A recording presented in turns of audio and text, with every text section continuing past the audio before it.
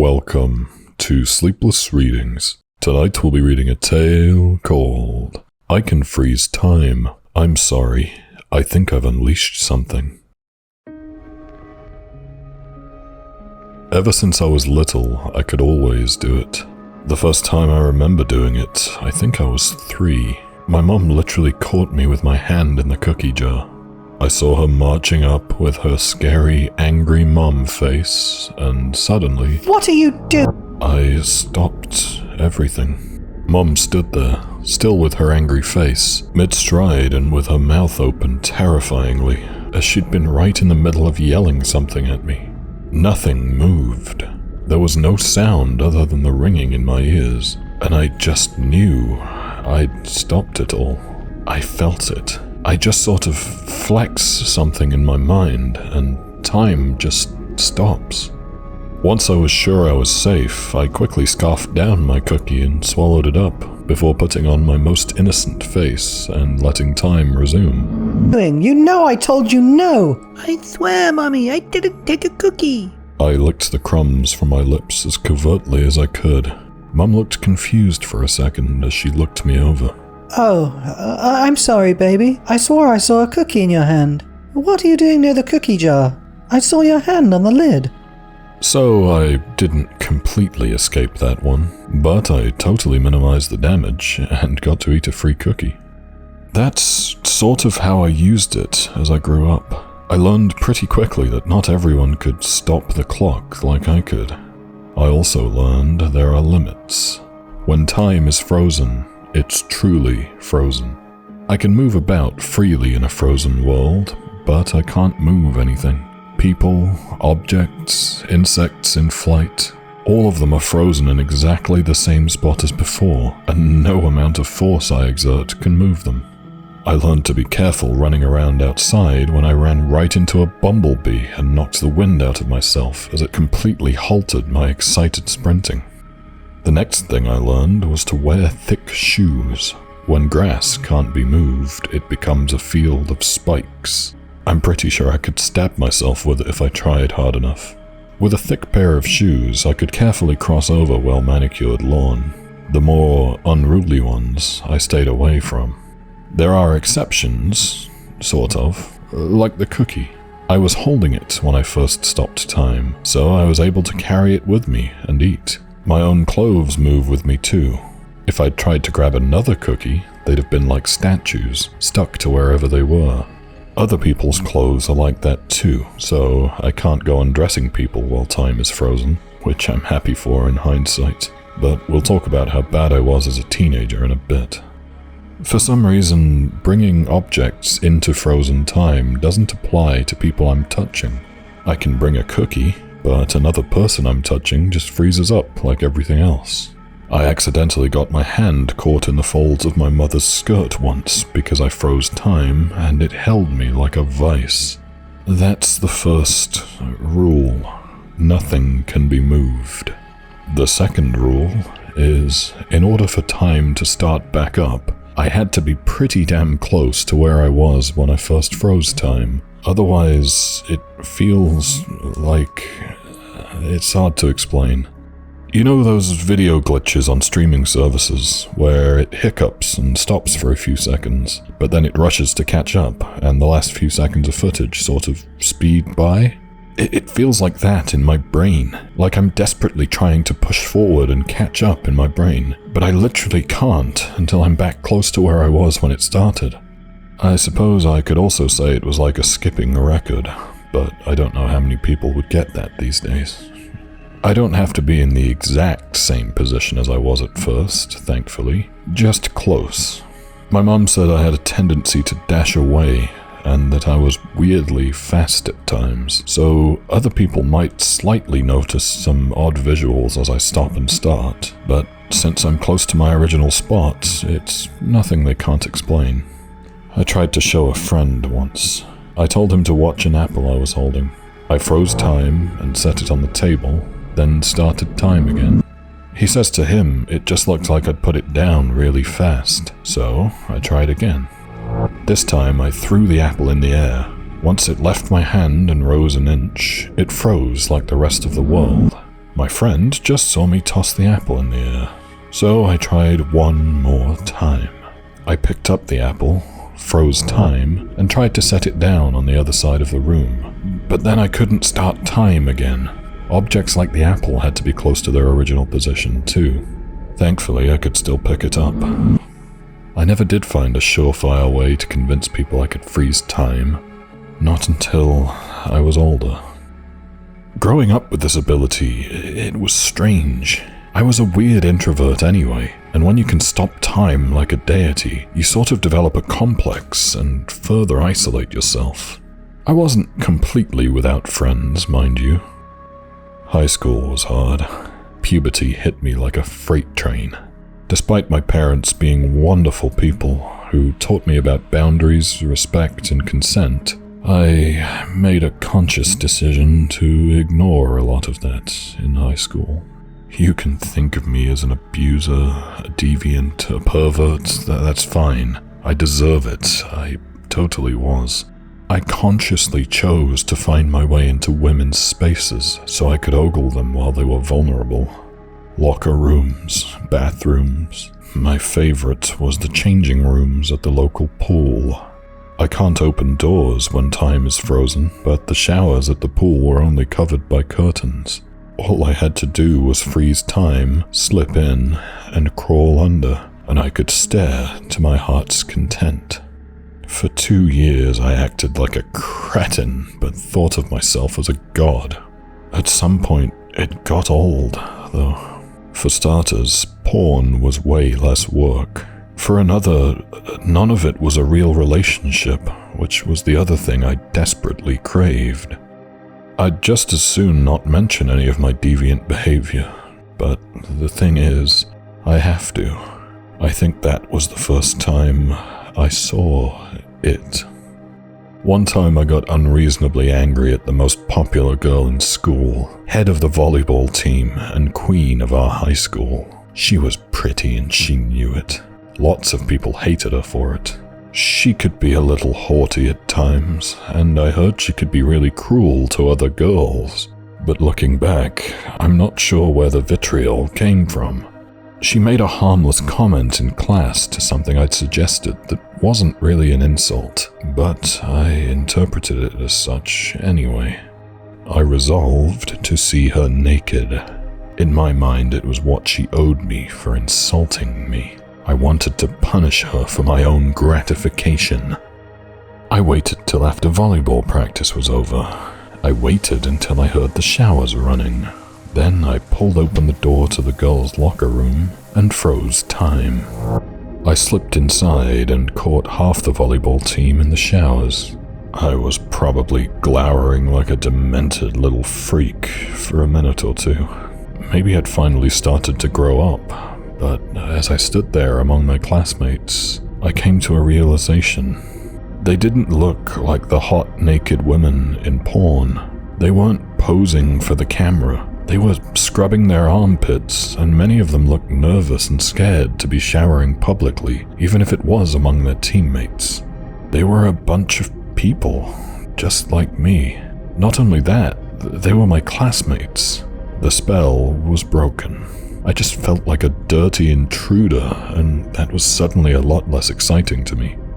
I turned to leave, hoping to pretend this never happened, and that's when I saw a shadow on the wall. To this day, I have no clue whose shadow it was. It was frozen on the wall, like everything else, but I was transfixed by it. Who was casting this shadow? Why did it look so alien? I was utterly unnerved, so I hustled out of the showers, unfroze time, and ran home, scared and feeling very, very dirty. And I should. Somehow I shook off my terrible teens and became a more respectful person. Trust me, perverts out there, women are so much more beautiful and sexy when they share themselves with you willingly, because you formed a connection with them. I grew up, I got a job, I have a fiancé now. It's been 10 years since I used my time-freezing ability for anything nefarious. I'm ashamed of the choices I made then. I still use the power from time to time, It's pretty handy at the few jobs I've had. It's also great for introverted nerds like me. If I need to get away, I can just freeze everything and go sit and stare at the sky for a few hours in absolute silence. My fiancée believes that I can freeze time now, and here's how. We devised a test we could do. She wrote things onto a post-it note and placed it face down on a glass table while keeping her eyes on me sitting across the room. She'd tell me she was ready, and I would freeze time, crawl under the table, read what she wrote, before returning to my seat, unfreezing time, and reciting what she'd written. She tried to talk me into other experiments, but I declined, and she respected that. I just wanted to live my life, so we did. That brings us to now. Something has changed. About a month ago, I froze time in the middle of getting yelled at by my boss. I spent some time telling him where he could shove his citations and screaming obscenities before wandering the office for a time. I grinned when I saw I'd frozen a coworker in the midst of playing a game of solitaire when he was supposed to be working. I stopped to look out a window, staring at the frozen world outside, wrestling my anger under control, and preparing to return to my boss to let him finish his tirade. I walked past my solitaire-playing friend, and when I glanced at his computer screen, I noticed something off. It was turned off. At the time, I kind of assumed I'd just mixed up coworkers, so I sort of ignored it. When I got back to the boss's office, I swore his coffee mug was turned in a different direction. When I'd frozen time before, I could read the writing on his coffee mug. No one cares. Work harder. Yeah, he's that kind of jerk. Now, from that same position, all I saw was the black of the other side. This guy always keeps his mug face out to remind his underpaid underlings that they should be doing more for him. And also, I freaking saw the writing when I first froze this moment. Why couldn't I see it now? I couldn't move the cup or anything, so what else could I do? I resumed time and let the idiot keep yelling at me. He made sure to turn his cup to tell me to work harder as I left the office. Out of curiosity, I checked in with my solitaire friend. His computer had crashed. Poor guy lost a really important report he was working on. He had to redo it. Not sure why he was playing solitaire.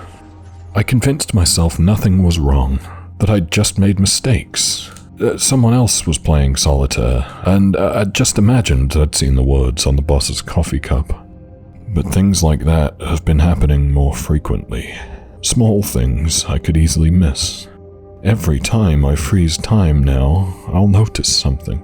At home, my toothbrush would move, or a book will be askew on the shelf. I was driving myself nuts with it. I kept trying to convince myself I was just being paranoid. Nothing can move when time is frozen. Nothing but me. But last week, something happened that's never happened before. I froze time so I could wander around outside. The frozen town proper is just sort of fascinating. I was strolling along and all of a sudden, there it was. A frickin' noise. There was never any noise before. Even my own feet made no sound as I walked about with time frozen, but I heard it clear as day. It echoed out of some alley. I've never been so scared in my life. Time was frozen. I'd wandered through the statues of frozen people going about their day thousands of times. It had always been my space, my sanctuary. But now, something else was here, making sounds. How could anything make a sound if time was frozen? I ran. I bruised myself on a floating mosquito as I weaved through the frozen crowds. I'd never been afraid of the frozen people before, because I knew they couldn't do anything. But now, any one of them could have made the noise. Maybe some were only pretending they were frozen. Who made that damn sound? Finally, I made it back to my original spot. I stood there panting, trying to start time back up so I wouldn't feel so alone. But for a brief moment, I couldn't move it. I glanced around with a sense of growing dread. That's when I saw something else move around the frozen cityscape. It was only a shadow, just a flicker of some dark shape. It wasn't human. Its limbs were long. Its head almost looked like an egg, and there were white, empty half circles where its eyes ought to be. Just white voids. It was the same shadow from the wall of the showers all those years ago. Somehow I knew it. It wasn't frozen this time. Our eyes met, then everything started moving, and the shadow vanished. I started screaming right in the middle of the sidewalk. I refused to freeze time ever again. I had hoped that whatever that thing was, I left it trapped in that frozen moment. But who the hell knows? If I freeze time again, maybe it will be in the next frozen moment waiting for me. I don't think it's safe there anymore. My sanctuary is gone. But it can't reach me here, right? Well, I'm not so sure. My fiancée is now convinced our house is haunted. She says she keeps seeing a shadow man staring at her. Her possessions keep moving. Toiletries, knickknacks, some of her clothes. I tried to tell myself it wasn't the egghead. She thought it was a stalker at first. I rolled with that and started watching out for other clues. But then she saw the white eyes. She shrieked when it happened. She said she saw them at the foot of our bed. It happened again the next evening. We spent the day distracting ourselves, then the evening brainstorming ideas. Eventually she left to take a shower while I looked for shadow figures online. Minutes after I heard the water shut off, I heard her scream. I froze time and ran to her. By some miracle, she hadn't closed the door as she dressed herself after her shower, so I was able to run right into the room. There she was. She dropped her towel and was recoiling in terror. She stood there, frozen, reeling away, about to fall backwards. I followed her gaze. There was the egghead shadow. It wasn't a shadow anymore. It stood there in the room. A living, shadowy mess in a horrifically humanoid shape. Then it turned and looked at me with its empty white voids. It wasn't frozen. The next thing I knew, I couldn't move. I was as frozen as my fiancée, but I was still aware. I could only watch, helplessly, as its shadowy limbs shuddered to life and it skulked towards her. It walked behind her, out of my sight. I heard it rummaging around. A minute later, I could move again. Time was still frozen. I scoured the house for that thing, but I could find no trace. What the hell had it done? I returned to the bathroom and stared helplessly at my fiancée. She was going to fall. She had slipped when she saw that thing. I moved towards where I saw the egghead, and that's where I found the pair of scissors. They sat right where the woman I loved was going to land. I tried to move them, but of course I couldn't. I tried moving her, but I couldn't do that either. I spent hours just trying to do something to this frozen moment, so my fiancée wouldn't lose her life the second I started things up.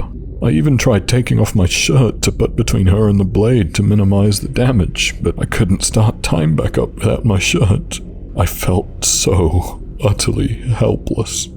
With nothing else to do, I went back downstairs to restart time and sprinted up to the bedroom to aid my terrified fiancée. I already had emergency services on the way. I found her crying on the ground in an alarmingly large puddle of blood. She'd impaled her wrist on the scissors. She's in recovery now. I acted fast enough that they managed to save her. They closed the artery, and she's receiving donor blood. That thing put the scissors there. I know it. It tried to kill her. It's been 3 days since then. In that time, 3 different people have died mysteriously in our town. Bizarre accidents. 1 in a million chances that people could die in such bizarre ways, but so far we've had 3. An older woman stumbled in such a way that she fell forward, and the pens from a pencil cup went into her eye, straight through to her brain. A man stepped out of his pool and tripped over a misplaced pool float and landed on his fuse box in such a way that he'd been electrocuted. Apparently it needed servicing that nobody knew about. A teenage boy on a skateboard was thrown into the street when his board smacked into a toy on the sidewalk that nobody could identify. He'd been hit by a car. That all happened in the last 2 days. Maybe it's all coincidence, but I don't think so. I'm not sure what this thing is or where it came from, but it has control over time. More than I do, even, and it seems to enjoy killing. I worry that I'm the one who called it here somehow. As far as I know, it's still out there. I'm going after it. I have to try and stop it. It might come back for the woman I love. It's more powerful than me, but maybe I just haven't figured out all I can do. I'm sorry, Delilah. I hope I'll be back soon.